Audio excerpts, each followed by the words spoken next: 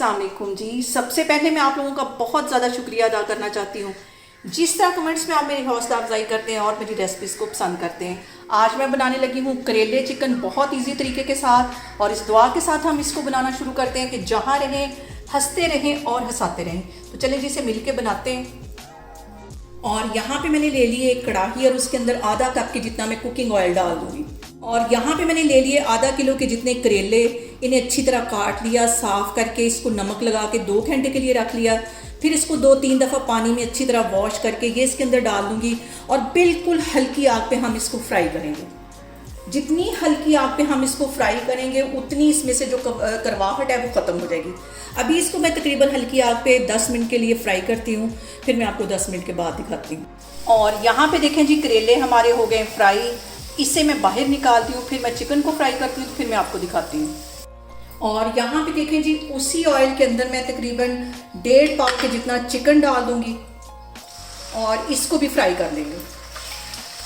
अच्छी तरह इसको गोल्डन कर लेना है। और यहाँ पे चिकन के साथ ही मैं आधा टीस्पून के करीब नमक डाल दूँगी ताकि जो हमारा चिकन है वो अंदर तक नमकीन हो जाए।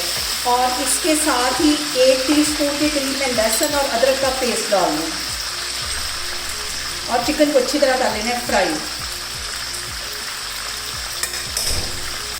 और यहाँ पे देखें जी चिकन को फ्राई करते वक्त सबसे अहम बात हमेशा की तरह एक ही कि आपने मेरी रेसिपी बनाते वक्त घबराना नहीं है। बिना स्किप किए हुए आप मेरी वीडियोस देखें, और अगर अभी तक आपने मेरे चैनल को सब्सक्राइब नहीं किया तो प्लीज़ उसको सब्सक्राइब करें।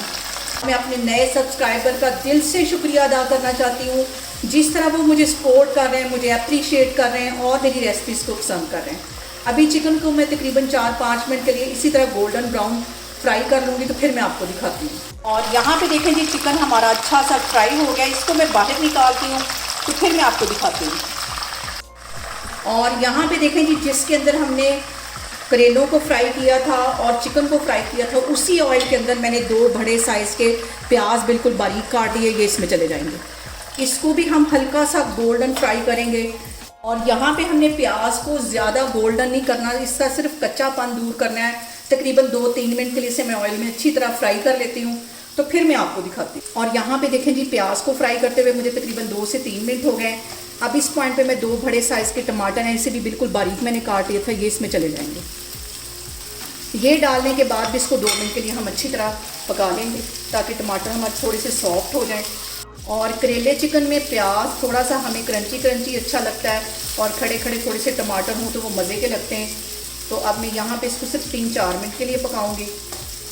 और यहाँ पे मैं इसमें कर दूँगी कुछ मसाले ऐड। तो मसालों में सबसे पहले आधा टीस्पून के करीब इसमें मैं डाल दूँगी हल्दी का, 1 टीस्पून इसमें चली जाएगी रेड वाली मिर्च, और आधा टीस्पून इसमें चला जाएगा नमक, क्योंकि आधा टीस्पून मैंने चिकन को फ्राई करते वक्त भी डाला था, और इस पॉइंट पे आधा टीस्पून डाल दूँगी। मिक्स कर लेना है।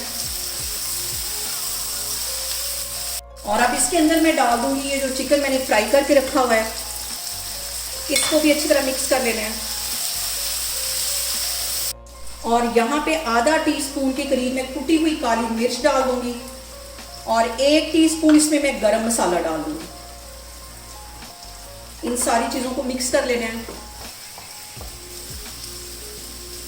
और यहाँ पे देखें जी आप बबल से अंदाज़ा लगा सकते हैं कि मैंने कितनी हल्की आग की हुई है।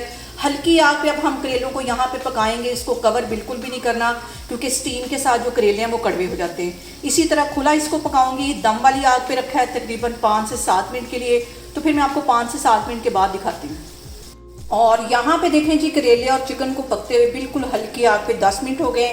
इस पॉइंट पे 2 टेबलस्पून के करीब इसके अंदर मैं सब्ज़ धनिया डाल दूंगी, मिक्स कर दूंगी इसको। और कैमरा में आपको नज़दीक करके दिखा रही हूँ कि कितना खूबसूरत इसका कलर आया है। इसको मैं करती हूँ डिश आउट, तो फिर मैं आपको दिखाती हूँ। और यहाँ पे देखें जी मज़ेदार सा हमारा करेले चिकन बन के तैयार हो गया है।